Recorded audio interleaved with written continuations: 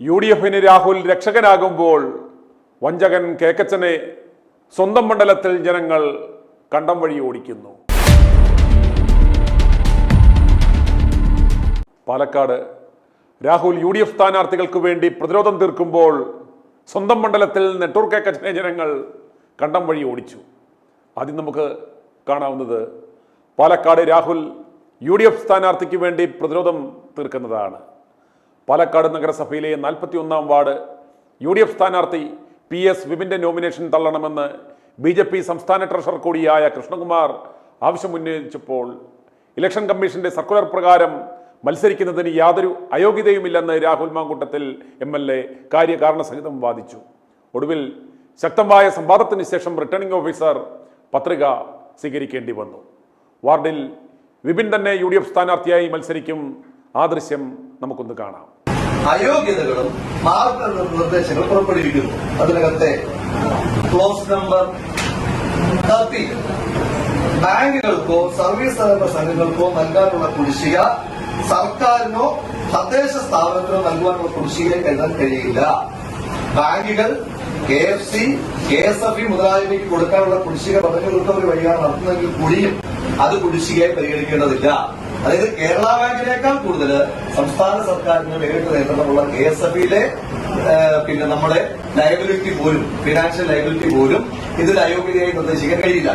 ഇനി വക്കീല് വേറെ ഏതെങ്കിലുമൊക്കെ ചട്ടം പറയുന്നുണ്ടെങ്കിൽ ആ നിയമം പറയുന്നുണ്ടെങ്കിൽ ആ നിയമം വാദവും പ്രതിവാദവും ആകേണ്ട സ്ഥലത്തിന്റെ പേര് കോടതി എന്നാണ്. നിങ്ങൾ ജഡ്ജിമാരല്ല, നിങ്ങൾ ഇലക്ഷൻ കമ്മീഷൻ ഉദ്യോഗസ്ഥന്മാരാണ്.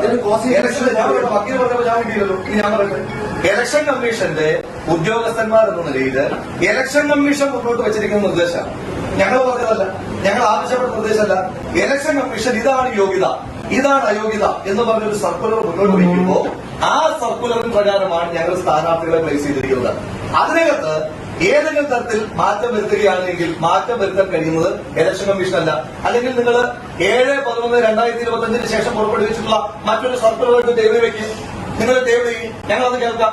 നിങ്ങൾ ഇലക്ഷൻ കമ്മീഷൻ ഉദ്യോഗസ്ഥർ നിലയിൽ നിങ്ങൾ 7/11/2025 നിങ്ങൾ പുറത്തിറക്കിയ സർക്കുലർ അത് സ്റ്റാൻഡ് ബൈ ആയി നിലനിൽക്കെ മറ്റൊരു സർക്കുലറും വന്നിട്ടില്ല എന്നിരിക്കെ മറ്റെന്തെങ്കിലും ചർച്ച ചെയ്തെങ്കിൽ അതിനകത്ത് യാതൊരു തരത്തിലും തീർപ്പിക്കാൻ ഇലക്ഷൻ കമ്മീഷൻ നിയോഗിച്ചിരിക്കുന്ന ഉത്തരവാദിത്തപ്പെട്ട സ്ക്രൂട്ടിനിക്ക് ഉത്തരവാദിത്തപ്പെട്ട ഭരണാധികാരികൾ നിലയിൽ നിങ്ങൾക്ക് അവകാശമില്ല.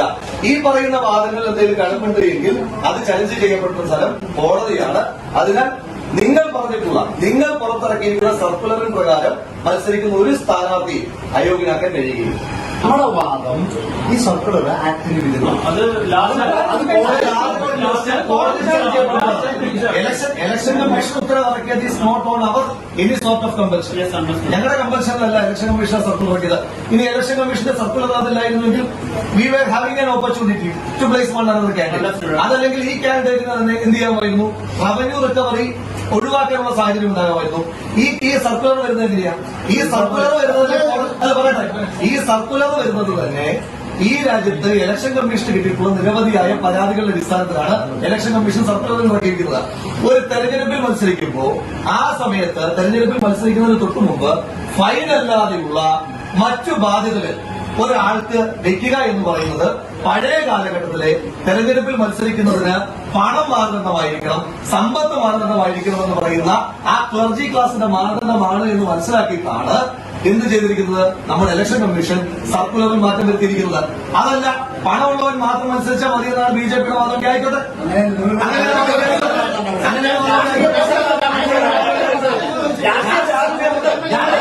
ഞാൻ രാഷ്ട്രീയ അത് ഞാൻ ഇവിടെ പറയുന്നത്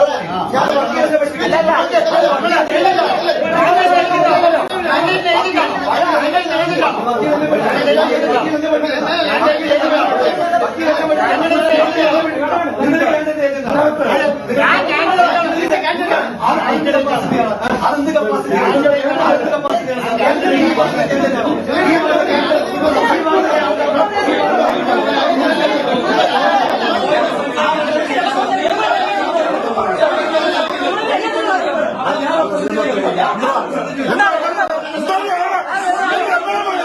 ടെക്നോളജി പോലും ഒഴിവാക്കിയിരിക്കുന്ന സാഹചര്യത്തിൽ, കേരള ഫിനാൻഷ്യൽ എന്റർപ്രൈസസ് ഒഴിവാക്കിയിരിക്കുന്ന സാഹചര്യത്തിൽ, കേരള ഫിനാൻഷ്യൽ കോർപ്പറേഷൻ ഒഴിവാക്കിയിരിക്കുന്ന സാഹചര്യത്തിൽ നിങ്ങൾക്ക് ഏതിന്റെ അടിസ്ഥാനത്തിൽ ആ കേരള ബാങ്കിന് ഉൾപ്പെടുത്താൻ കഴിയുക?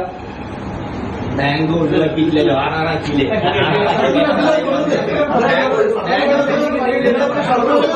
അതിനപ്പുറമുള്ള വാദങ്ങൾ കോടതി, അതിനപ്പുറമുള്ള വാദങ്ങൾ കോടതി.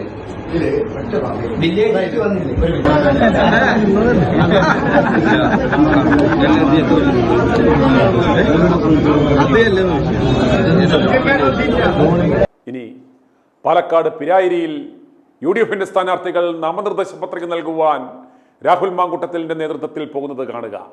പിരായിരിയിൽ UDF ഉജ്ജ്വല വിജയം നേടിയിരിക്കും.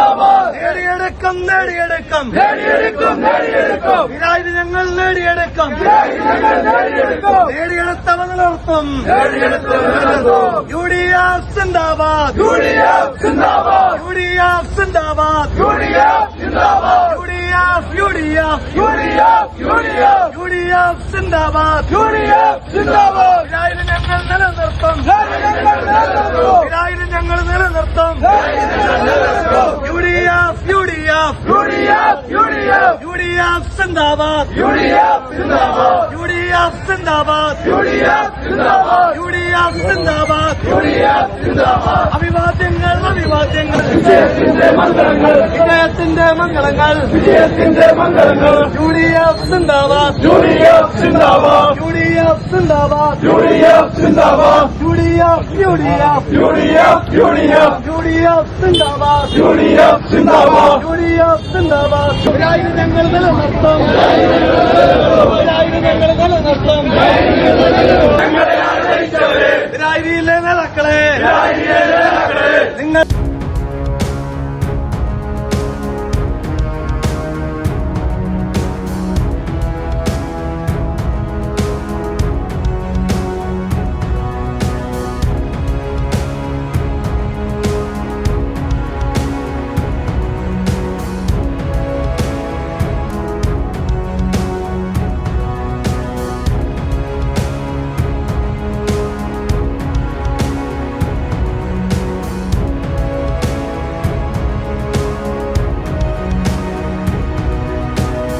ഇനി കാണാൻ പോകുന്നത് കണ്ണാടി പഞ്ചായത്തിലെ UDF സ്ഥാനാർത്ഥികൾ രാഹുലിന്റെ നേതൃത്വത്തിൽ നോമിനേഷൻ കൊടുക്കുവാൻ പോകുന്നതാണ്.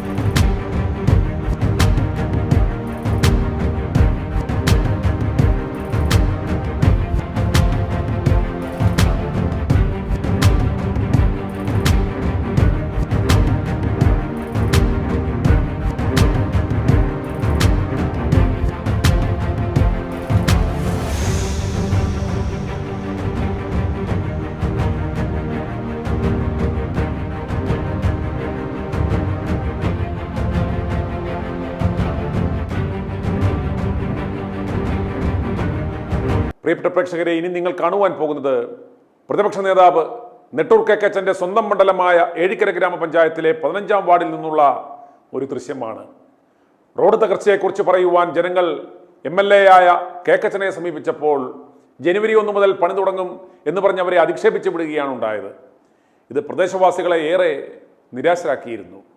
ജനങ്ങളുടെ പ്രശ്നങ്ങളെ കേൾക്കുവാൻ ശ്രമിക്കാതെ അവരെ ആട്ടി ഓടിക്കുകയും പരിഹസിക്കുകയും ചെയ്യുകയാണ് കേക്കച്ചൻ ചെയ്തത്. എന്നാൽ മണ്ഡലത്തിൽ LDF നേതാക്കളുടെയും S ശർമ്മയുടെയും ഇടപെടലുകൾ മൂലം റോഡ് നിർമ്മാണം പുനരാരംഭിച്ച ഘട്ടത്തിലാണ് ഇതിൻ്റെ ക്രെഡിറ്റ് മുഴുവൻ സ്വന്തമാക്കാൻ പഞ്ചായത്ത് ഭരണ നേതൃത്വത്തെയും പ്രാദേശിക പ്രവർത്തകരെയും കൂട്ടി ജനങ്ങളുടെ മുന്നിലെത്തി കേക്കച്ചൻ പതിവ് ശൈലിയിൽ ആ കപടനാടകം നടത്തുവാൻ ശ്രമിച്ചത്. എന്നാൽ യാഥാർത്ഥ്യം മനസ്സിലാക്കിയ നാട്ടുകാർ ഈ നാടകത്തെ കയ്യോടെ പൊളിച്ചെടുക്കുകയും കേക്കച്ചനെ നാട്ടിൽ നിന്ന് തന്നെ തിരിച്ചാട്ടിപ്പായിക്കുകയും ചെയ്തു.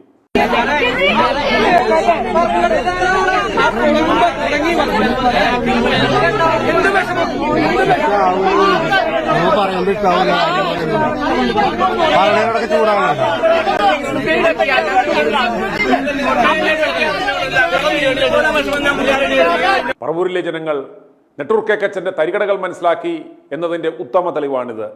ഇന്ന് മിഷൻ 250യുടെ 39-ാം ദിനം. കേക്കച്ചൻ എന്ന ആ പഴയ മണി ചെയിൻ തട്ടിപ്പുകാരൻ പുറത്താക്കി എന്നവകാശപ്പെടുന്ന രാഹുലാണ് UDFന്റെ സ്ഥാനാർത്ഥികളെ പാലക്കാട് നിന്ന് നയിക്കുന്നത് നമ്മൾ കണ്ടത്. എന്നാൽ കേക്കച്ചന്റെ അവസ്ഥ നിങ്ങൾ കണ്ടോ? പ്രിയമുള്ള ജനങ്ങളെ, ഈ കുഴുത്തുരുമ്പ് നെട്ടൂർ കേക്കച്ചനെ മണ്ഡലത്തിൽ തന്നെ ഇത്തവണ കെട്ടിവെച്ച കാശ് പോലും കിട്ടാതെ അറിഞ്ഞു തോൽപ്പിക്കണം. ഇവനെ എതിർക്കുന്നവർക്ക് ഇവൻ കൊട്ടേഷൻ കൊടുത്ത് കൊല്ലാൻ ശ്രമിക്കും, അല്ലെങ്കിൽ ഒതുക്കിക്കളയും. അതുകൊണ്ട് ഇവനെ ജനങ്ങൾ എന്നേക്കുമായി ഒതുക്കുക. ഈ കേക്കച്ചൻ ഇനി വീടിന് പുറത്തിറങ്ങരുത്. i2i News, an eye for truth. i2i News subscribe ചെയ്തിട്ടില്ലാത്തവർ ഇപ്പോൾ തന്നെ സബ്സ്ക്രൈബ് ചെയ്യുക. നോട്ടിഫിക്കേഷൻ ലഭിക്കുവാൻ ബെൽ ബട്ടണും അമർത്തുക.